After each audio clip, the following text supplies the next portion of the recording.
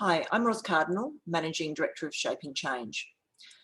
I was talking to a connection of mine just recently. He's just resigned from a long-term employment relationship. Now, he was happy at work, he enjoyed his job, and he hadn't thought about going elsewhere, but he got headhunted. So I asked him why he chose to leave. The new role's similar in level and also in salary, but he felt it was time for a change. Why is that? His manager's role had become vacant twice in the last few years, and each time he'd applied for the job. The first time he wasn't sure he was ready, but he put a hat in the ring anyway, so his employer knew he was interested. He didn't get it, and he was quite okay with that. Then his manager had a protracted period of absence. For many months, my connection did two roles, his own and his manager's. They did pay him an allowance to cover the increase in responsibility, but not for the extra hours on the work, and he did a lot of extra hours. And then the manager left, so the job was advertised again. My contact applied, and he was again unsuccessful. And that's not why he left. He agrees the new manager brings these skills that he hasn't got yet. It was just good timing that he happened to be approached by another organisation. But the interesting thing about this is his employers are completely surprised he's going. It just simply hadn't crossed anyone's mind that he was a potential flight risk.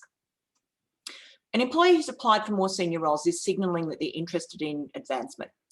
An employee who doesn't get a role, especially after acting for an extended period, is going to be disappointed and therefore far more likely to look somewhere else or to be headhunted.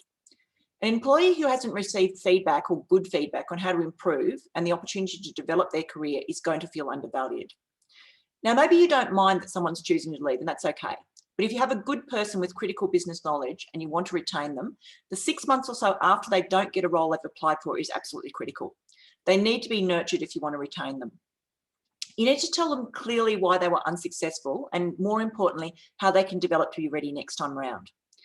You need to have a good conversation about their career aspirations.